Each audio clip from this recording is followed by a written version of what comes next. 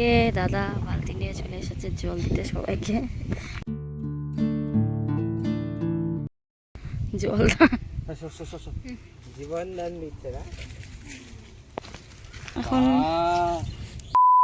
High guys, welcome back to my channel Priya blogs. I hope কি তোমরা সবাই খুব ভালো আছো, আর আমরাও কিন্তু দারুণ দারুণ আছি গাইস। তো সেদিন ছিল মামাদের বাড়ির সেকেন্ড ডে, আর মানে সেদিনই আমরা বাড়িতে বিকেলবেলা চলে এসেছিলাম। তো সকালের টাইম, তো এখন সকাল 10:30 বেজেছে, আর আমরা খাওয়া দাওয়া করে মামাদের বাগানে চলে এসেছি। এখানে সুপ্রিয়া আছে, আমি আছি, আর দুটো মামার মেয়ে আর একটা প্রতিবেশী মামার মেয়ে। তো আমরা 5 জনে মিলে এখন ঘোরাঘুরি করছি গাইস। আর টাইমটা দেখো কত সুন্দর লাগছে দেখতে। তো সামনে একটা দাদুর বাড়ি আছে, তো ভাবলাম ওখানেই যাওয়া যাক। এর আগেও দাদুর বাড়িতে এসে ওইদিকে গিয়েছি, তোমরা দেখবে ওই ব্লগটাতে। তো এখন সবাই মিলে চলে যাচ্ছি দাদুদের বাড়ির কাছে। আর দেখো জায়গাটা গাইস কি বলবো, আর দেখো তোমরা পুরো ভিডিওটা কিন্তু এন্ড থেকে দেখবে।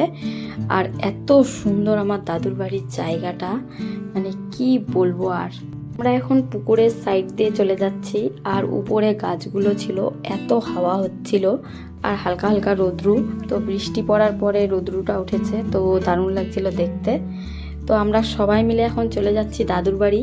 আর এদিকে দেখো কত পাটের জমি টমি লাগিয়েছে, নতুন নতুন হচ্ছে পাটের গাছগুলো, তো দারুণ লাগছে দেখতে। আমার পিছনে দেখো গাইস আমার মামার মেয়ে ভিডিও করছি দেখে মুখটা ঢেকে ঢেকে রাখছে শুধু লজ্জায়।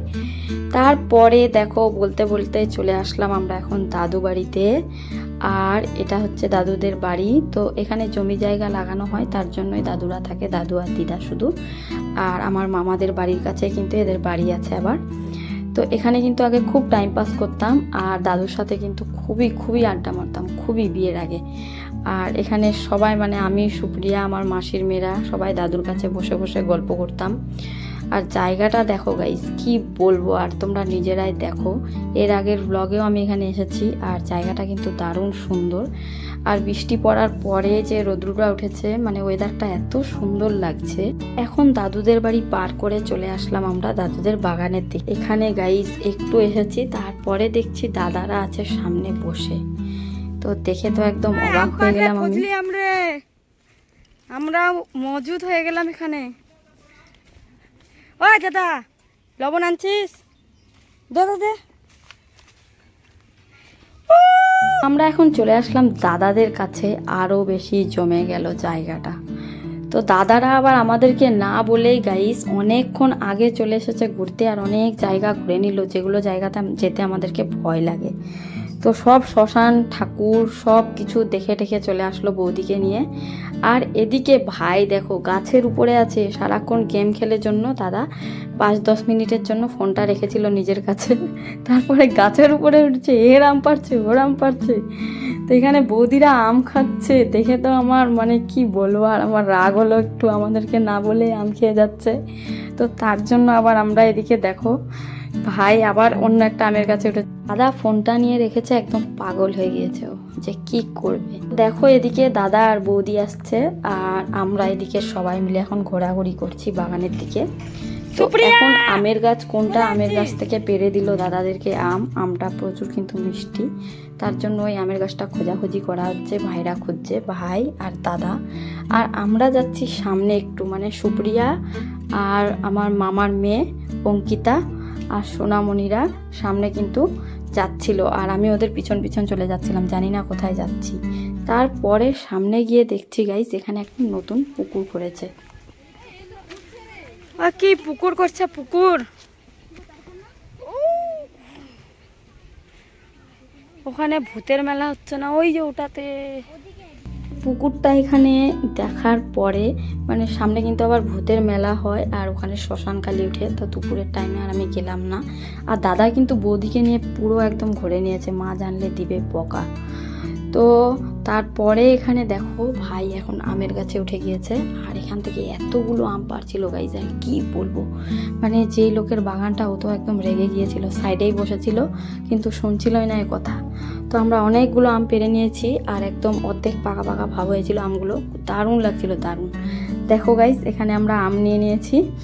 তো আমি কিন্তু 2-3টা আম খেয়ে নিয়েছিলাম সেদিনও, আর এখানে দেখো ভাইয়ের কাছে কতগুলো আছে। আর পরে একটা ইয়ার্কি করে মানে আমের বাড়ি দিয়েছে, তো তখন কিন্তু 6-7টা আমের মতো পড়ে গিয়েছে আবার সাইডে। তো টক আমগুলো আমরা আর চাইনি, কারণ যে লোকটার বাগানটা সে আবার সাইডে এসে বসেছিল।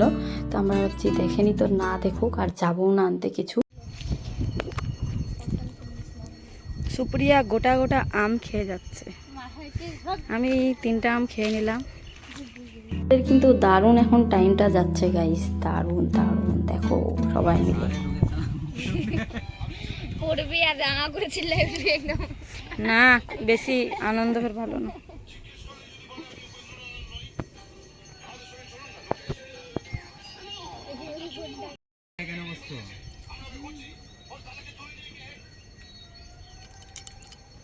সবারই আমটাম খাওয়া হলো গাইস, আর অনেক ঘোরাঘুরি করলাম। তারপরে দেখো পুকুরের কাছে জায়গাটা, মানে শিকড়গুলো বড় বড় হয়ে গিয়েছিল, আর পুকুরটার কাছে এত হাওয়া হচ্ছিল আর দারুণ লাগছিল।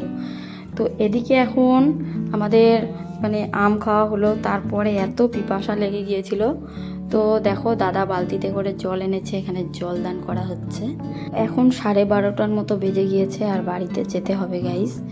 তো মানে কি বলবো, আর মনটাতে এত কষ্ট হচ্ছিল, ইচ্ছে করছিল না যে যাই বাড়িতে।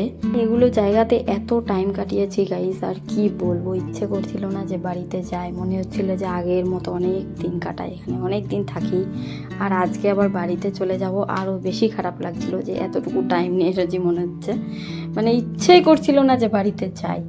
এত আনন্দ হচ্ছিল, মানে মন খুলে আনন্দ হচ্ছিল দিদার বাড়িতে এসে।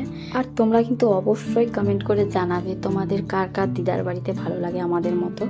আর আমাদের এখানে আসলে পরে মনে হয় যে পুরোনো দিনের কথা মনে চলে আসে, মানে আমার বাবার বাড়ির থেকে মনে হচ্ছে আমাদের দিদার বাড়িতে বেশি ভালো লাগে। আমি তো মাকে বলি যে এত সুন্দর জায়গাটা দিদার বাড়ি, আর কি বলবো। তো দাদাকে, আমাকে, সুপ্রিয়াকে, সবাইকে কিন্তু দিদার বাড়ি অনেক ভালো লাগে। আর তারপরে গাইস এদিকে চলে আসলাম মামাদের বাগানের দিকে। তারপরে এদিকে দেখছি দুপুরবেলার টাইম এখন, আর মা এদিকে শাক তুলছিল। মায়েরও আনন্দ হচ্ছে, এতদিন পরে বাবার বাড়ি এসেছে, আবার আজকেই চলে যাবে। তো দেখো একদম পুরো গ্রাম্যভাবে একদম ঘুরে বেড়াচ্ছে, মানে ইচ্ছে মতো যাকে বলে।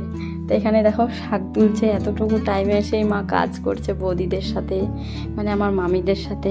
তো এখানে শাক তুলে দিচ্ছে, তার সাথে সাথে আবার আমিও একটু ইচ্ছে করলো তো শাক তুলে দিচ্ছি। আর এখন চলে যাব শাকটা তুলে, মানে দেখতে পাচ্ছ মেঘ লেগে গিয়েছে, তো আবার তাড়াতাড়ি খাওয়া দাওয়া করে বাড়িতে যেতে হবে আজকে। চলো গাইস এখন যাচ্ছি বাড়িতে, আর আজকের মতো ভিডিওটা এখানেই শেষ করি, আবার নেক্সট ব্লগে দেখা হচ্ছে, বাই।